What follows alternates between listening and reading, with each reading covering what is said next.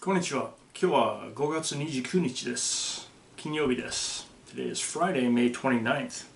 Student Senate is still taking applications till June 1st, so if you're interested in being on Student Senate next year, get those applications in. Urbandale Food Pantry is open Monday, Wednesdays, and Thursdays from 10 a.m. to 1 p.m. and 2 to 5 p.m.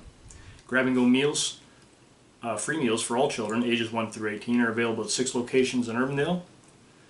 Those are Timberland at Meredith, 11 to 11:20, Bristol Ridge from 11:30 to 11:50, Cross Creek from 12 to 12:30, Jensen Elementary from 11 to 11:20, Karen Acres Elementary from 11:30 to 11:50, and Valerius Elementary from 12 to 12:30. Birthdays.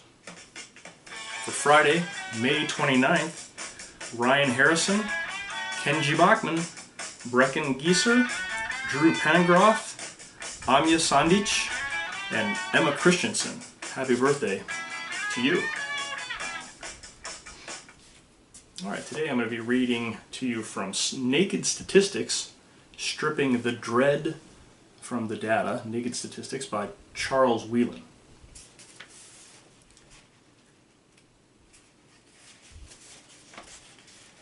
I once invested some money in a company that my college roommate started. Since it was a private venture, there were no requirements as to what information had to be provided to shareholders. A number of years went by without any information on the fate of my investment. My former roommate was fairly tight-lipped on the subject.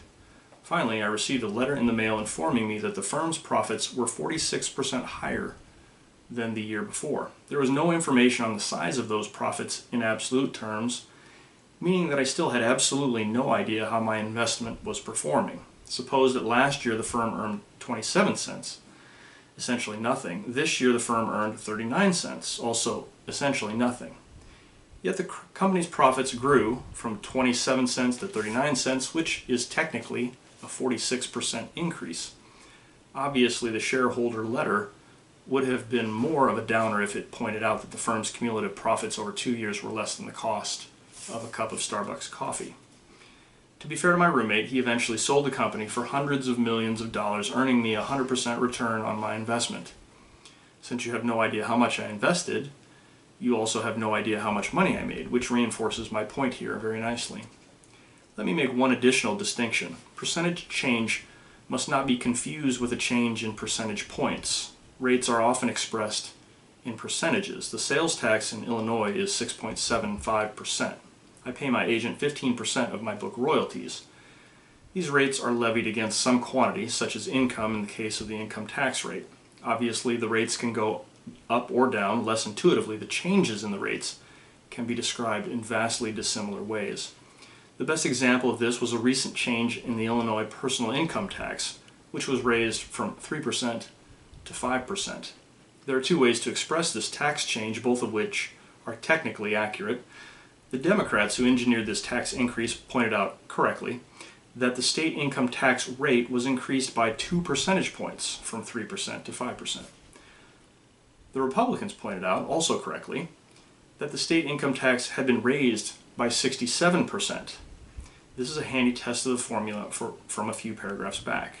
5 minus 3 divided by 3 equals 2/3, which rounds up to 67%. The Democrats focused on the absolute change in the tax rate. Republicans focused on the percentage change in the tax burden. As noted, both descriptions are technically correct, though I would argue that the Republican description more accurately conveys the impact of the tax change, since what I'm going to have to pay to the government, the amount that I care about, as opposed to the way it is calculated, really has gone up by 67%. Alright, and that is from Naked Statistics by Charles Wheelan. Have a great day, UHS.